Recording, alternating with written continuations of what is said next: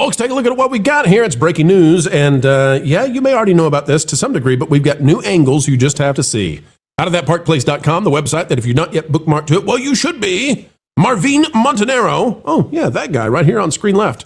He's got this one exclusively. Breaking: Kathleen Kennedy officially leaving Lucasfilm as Dave Filoni, the cowboy-hatted one, and Lin-Wen Brennan, a.k.a. Kathleen Kennedy's lookalike, take over. Is Star Wars closing a troubled chapter? And that will be a decade and a half. Steph from My Nerdy Home and Geeks and Gamers won the internet today on Twitter when she shared the headline about this and just said, so even in her retirement, she put a chick in it and made it gay. Yes, she did. Kathleen Kennedy is officially leaving Lucasfilm for real this time, bringing an end to her 14-year tenure overseeing Star Wars under Disney. This confirms a recent rumor by PUCK News. That's called puck, like a hockey puck, YouTube. The announcement confirms a leadership transition that Disney appears eager to frame as a forward-looking reset. Kennedy will step away from day-to-day control of Lucasfilm within the next 12 hours, with the studio now set to be led by Dave Filoni and Lin-Wen Brennan in a newly established dual leadership structure. Folks, you know what's happened here. You know she's gone. You know the hatted one is taking over. But here's what I'd like to say, and Lauren, you tell me what you think about this. Kathy gets no party.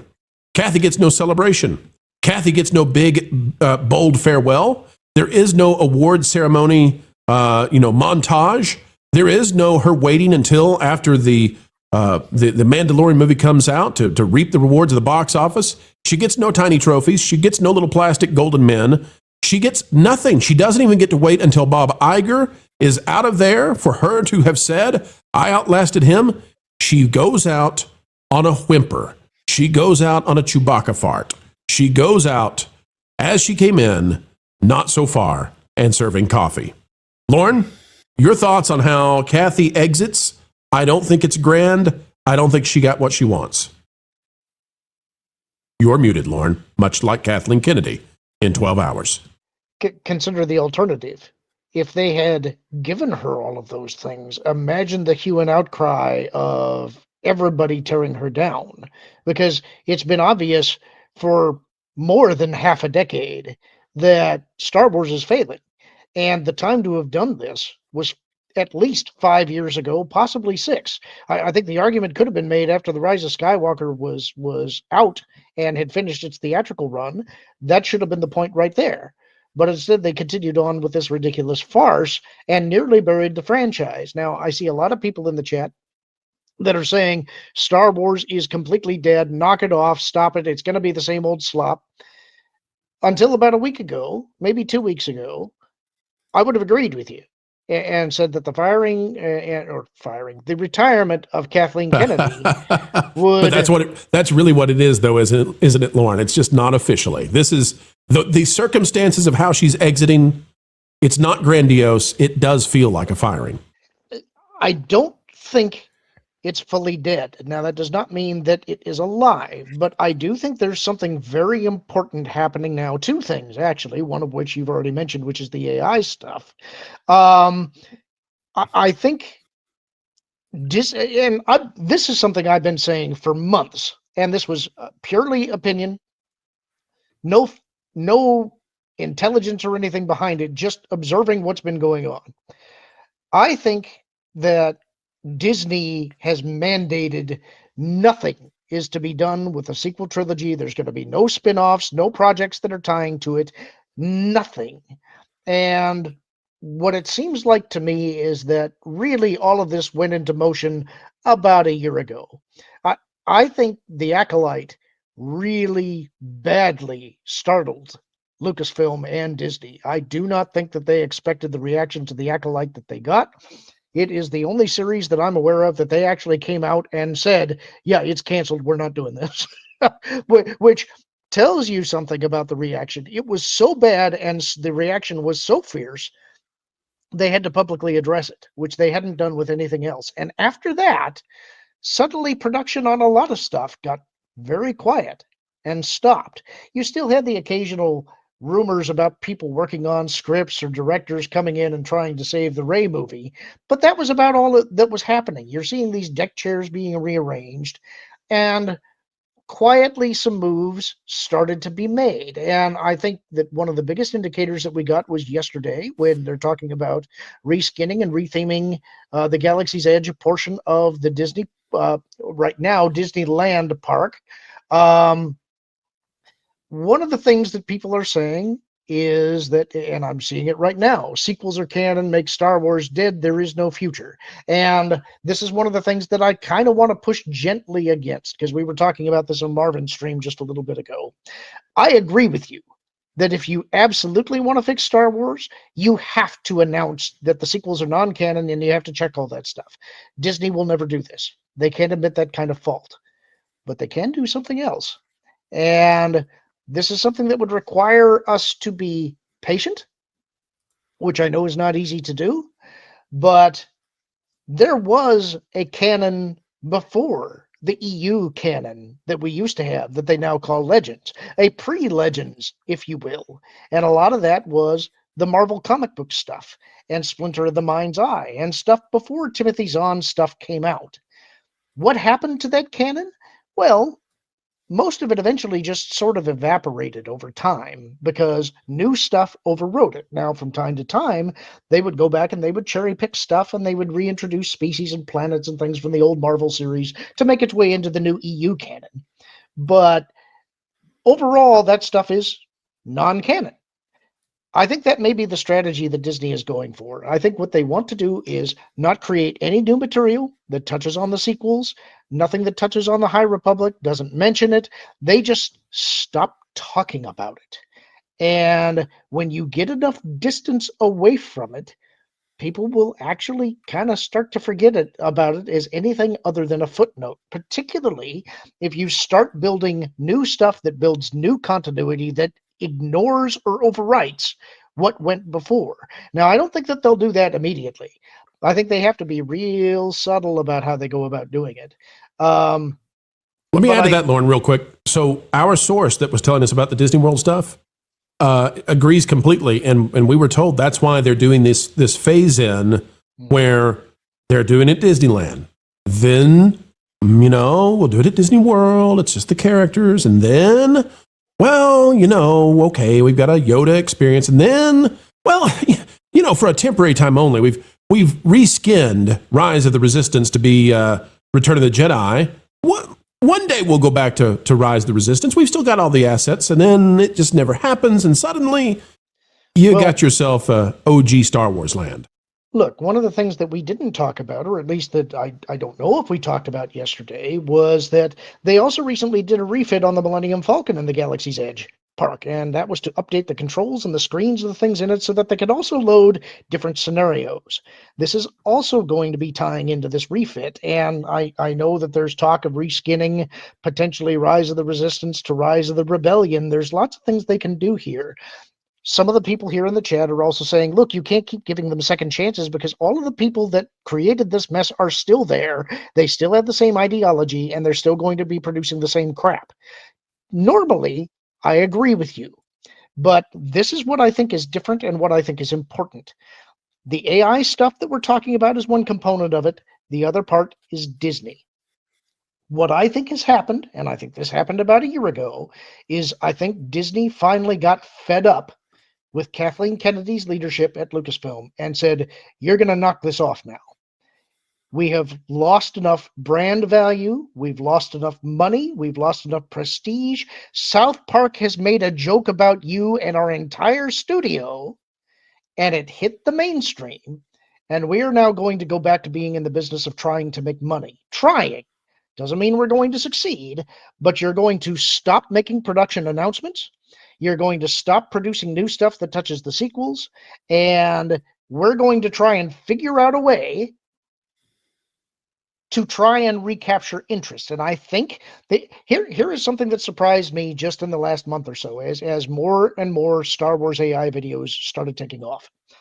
I started looking at the stuff on YouTube, and I noticed that 85 to 90% of the Star Wars or of the fan videos that I'm seeing produced by AI are Star Wars. They're not Harry Potter. They're not Star Trek. There are a few Star Trek ones, but they're not any other major franchises. You don't see a bunch of Battlestar Galactica videos being made. It's Star Wars. And that means that there is still latent interest in this franchise. And I think Disney is also taking note of that. They're seeing that and going, wait a minute. So wait a minute. Latent interest in the franchise and a very strong despising of Lucasfilm. Yes. Yes.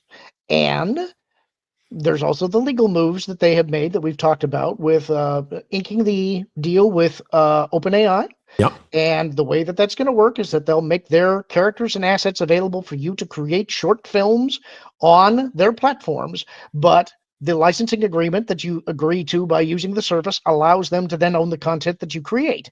So this is sort of a tacit way of creating competition within the studio. It's saying, look, if you guys can't do it and those guys can, we can actually essentially own their content for nothing. And what do we need you for? That's right. There comes a point at which these people need to eat. And I think that's the leverage that Disney is now willing to bring to bear that before they were not. They're going to say, you're either going to produce or you're out. And that goes to Dave Filoni as well. One of the questions that I've had, and I think a lot of people have had, is Filoni could produce good content, but once he started gaining more control, he started producing a lot of crap too. And we have questioned, is that a mandate coming from on high? Is that related to his relationship with his wife? Is he just an uneven creator? And that's kind of a question mark. But the feeling that I think others have had is that this is a guy who's essentially a company man. He will do anything that he can to hold on to that position and job. And that means that he'll salute whoever is in charge. And now that Kathleen is not, he's going to salute whoever is above him. He may be the chief creative guy, but if they give him the mandate, you're going to rescue this franchise, you're going to give the fan base what they want, and you're going to make money. He knows what does ignite fan interest. The question is, can he execute? Now, wait a That's minute. a question. This is so much fun because what that means then is that we have two paths to take, I believe, based on which CEO they go with at Disney. So if Dana Walden, who is like supremely best friends with Kathleen Kennedy, and I just realized this as I'm talking, Lauren, Dana Walden is besties with Kathy. She's protected her the whole way through. If they let Kathy go this way, this may be an indication that Wall Street has won the battle for who's going to be the CEO. Bob Iger wanted Dana Walden. We believe Wall Street wants Josh D'Amaro. If Josh D'Amaro is the CEO, chances are Josh says to Dave Filoni, fix this. We want the boy brand back. We want this, we want to retain our space on retail shelves. By the way, I got to go to this. Marvin, I want to bring you in on the conversation. They're admitting, even Kathleen Kennedy today is admitting that the sequel trilogy failed. And I'm going to show you folks, you have to read between the lines here, but it's not hard. It's glaring. It's blaring. It's obvious. Let's go to this one from Culture Crave out on X. Here's what we got. This is via Deadline. We don't need the whole Deadline article. We'll just read this one. Kathleen Kennedy thinks Rian Johnson got spooked from making more Star Wars films after the backlash to Episode 8. We have never heard this before. Kathy's gone, and she's saying Rian Johnson got spooked. Okay, hang on a second. Because we all know that somebody at Disney said, Rian, you're not coming back. Quote, she's put it on Rian now. Quote, I think round-headed Rian Johnson made one of the best Star Wars movies. Oh, does she? He's a brilliant filmmaker, and he got spooked. Why did he get spooked? Here's what she says. This is the rough part. When people come into this space, every filmmaker and actors say to me, what's going to happen? They're a little scared. Guys, there is no way that you go into this fearful unless it's a failure. Failure breeds fear. Success brings in stars. Kathy, I believe, is admitting. I don't think she knows she's admitting. She's admitting just how terribly this franchise was handled under her. Marv, your thoughts. Lauren, I know you disagree. We'll get you in just a second. Go ahead, Marv. Well, I think what she's doing is she's also wagging her finger at the fans. This is fan blaming. This is more of Lucasfilm fan blaming, which shows you where all the fan blaming that they've been doing is coming and from. Ryan blaming, saying he was too scared to take the vision forward. And it's very different from what Rian Johnson says about this. And I know what Lauren's going to say because we kind of discussed this, so I won't step on what he's going to say. But at the end of the day, Rian Johnson has been very clear and like, oh, I'd love to return to Star Wars one day, but I'm busy doing other things. Clearly, he was, asked to be shown the door. But Lauren, I know you have a theory that Rian Johnson has no issue with how things went. No, and I think this entire Kathleen quote is complete BS. This is her trying to throw him under the bus to show her spite at the fact that she has been shown the door. Rian is very proud of what he did. He liked to come out and say that the most exciting thing to him is to create these conversations when half the audience loves what he does and the other half hates it. That man is too smug to be scared. So this is just Kathleen being Kathleen. Yeah, he's Rian Johnson is, there's no one more pleased with Rian Johnson's Star Wars movie than Rian Johnson. And he would make them again and again and again if they would allow him to. And he would find new ways to subvert your expectations. Well, see, I think that I think that they're actually, what should we say about this? I think they still are bitter that this didn't work. Mm-hmm. Oh, they still hate the fans for not accepting this. This destroyed their grand vision. This was their way to take over Star Wars and send it into a entirely new arena. And it was supposed to work. And the fans rejected it, and they've never forgiven the fans for it. Yeah, one could argue that they've been attempting to punish us ever since. But there's so many different directions as you can go in this conversation, because I think the main thing to me is that I think this is all about Disney intervention. I think Disney has finally said, look, both of the major franchises that we paid billions and billions of dollars to acquire are on the verge of complete and total collapse. And they're at a point now where they've got competition in the park space too. They are actually in a position of real, potentially mortal danger over a long time frame. But they're not going to regain the number one crown unless they do some type of course correction. They have no choice. And so they are trying. Go ahead. I want to piggyback off something you just said there, Lauren, because for Disney, Disney's not going to go out of business, for as much as people love to say that. That's not going to happen. They're entirely too big to go out of business. But what Disney needs more than anything to continue to be Disney is to be number one. If Disney is verifiably number two in the theme park space at the box office, then Disney's entire identity is shattered. And that's why, and you look at like, Star Wars, nobody cares right now, but then you have over at Marvel, the Russo brothers are putting together the Doom Vinci Code in these trailers, and nobody cares. Nobody's sitting there. Nobody but news websites are sitting there trying to crack the code that the Russos apparently put into these trailers. No one. So just out of curiosity, guys, do you think the you think the campaign for a second season of The Acolyte is going to go through now? Probably not. You think the Hunt for Ben Solo is going to happen? That I do think, actually. Lauren and I disagree on this. I think you are so crazy. How are you justifying this? How do you think they're ever going to get this off the ground? The Rey movie, we doing New Jedi Order, whatever. They are working on convincing everyone that people want this, that this is the will of the fans. Can I show you guys how rapidly? Can I show you how rapidly Disney? I mean, we are. She's not even actually gone yet at the time of the recording. Okay, can I show you how fast Disney is retconning? Disney proper is retconning Star Wars. Like, I think there are people literally right now going through and retconning Star Wars as fast as they can to try to change what she did over the last 15 years. Let me show this to you, okay? I'll show the larger picture in a minute. It's Darth Vader standing in front of a ship in Galaxy's Edge. Are you ready for this? There is a sequel trilogy ship in Galaxy's Edge, and one of the lesser-known facts about the TIE Echelon is that it's actually an Imperial-era ship, Kalama says. Kalama, I don't know who this is. It carries the same color and markings of all the TIEs from that era. Since Galaxy's Edge debuted, the craft has belonged to Kylo Ren, making it sort of like a vintage car. So canonically, it aligns with the new updated timeline. We're celebrating. You want to know what's hilarious about this? I I actually theorized that this is what they would do in the parks to explain it to Marvin not more than 20 minutes ago. Okay, Yep. This is what they're doing. They're literally doing this right now. They are retconning the theme parks and saying, nope, that stuff's in the OG. This is definitely original trilogy stuff. It always was. We just didn't tell you. They are running as fast as they can to go back to the George Lucas stuff. Look, I want to push back on Marvin a little bit because you're saying Disney is too big to fail. You know what's too big to fail? Sears.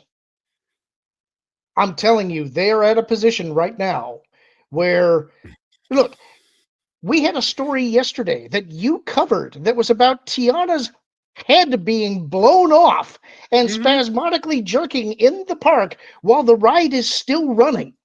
But that company is so big, Lauren, that if they were in financial straits, they could just start selling things off and be fine. Guys, read this on the bottom right side.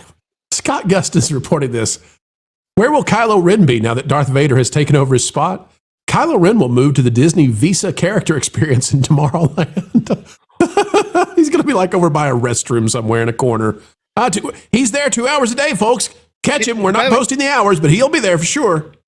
I have also theorized that also in order to get to Kylo Ren, you got to have a good credit score. But I have theorized also, though, that this might not come to Walt Disney World at all, because I feel like at Walt Disney World, this becomes a major traffic issue. Because remember, we never got Hera and Chopper over here. We never got Ahsoka over here. We never got Boba Fett and Fennec. We got the Mandalorian, and that was a mess. Because in Disneyland, the culture of characters is so much different than in Walt Disney World. When you have rare characters out there, I mean, there are people who are what they call character hunters who live for this thing, for rare character opportunities. So I don't know. I think there'd be a run on the place if that happened. It would look like the run on the bank, and It's a Wonderful Life. Well, it just means it's really popular. Marvin, I actually think that they're doing this to bring it to Hollywood Studios. I think Disneyland is a way for them to go to the more liberal area of the country first and do it. But I think it's about Hollywood Studios. And the reason for that is Hollywood Studios is down something like 14% in attendance since the pandemic. They got to fix that. And the thing that was supposed to fix it was Galaxy's Edge. Well, it's not fixing it. Can I make another prediction? Yeah, go for it. Next year is the 50th anniversary, and we know that they have got a restored print of the original release of Star Wars for release. If they can, I'm curious to see, are they going to restore all 3 original trilogy movies and release them? Well, if they want to make money, they will. I mean, not release them theatrically, release them for purchase. No, I'm not saying physical media. You're saying PVOD. Yeah. Maybe. Or they'll put it on Disney Plus. If they do, that is a major signal of what their intentions are. They could upscale it to the best of their ability, put it on IMAX and release it, 1 month at a time, back to back to back, all 3. And there's no telling how much money they would make. And the theaters would love them. They'd celebrate them. It would come under a different CEO. Bob Iger wouldn't be the guy doing it. There are so many opportunities for Disney and Star Wars to win. All they have to do is just agree, we'd like to win now. We're tired of losing. And they're at the point, after all of this, if they don't do that, they can kiss their real retail space goodbye. Like Walmart and Le Target and Costco, right, they're done with this. Give it to something else. Give it to the Barbies, give it to the dinosaurs, whatever. If Star Wars wants to have an aisle back, they got to make the changes right now. It's up to them. Folks, let's get to your good stuff.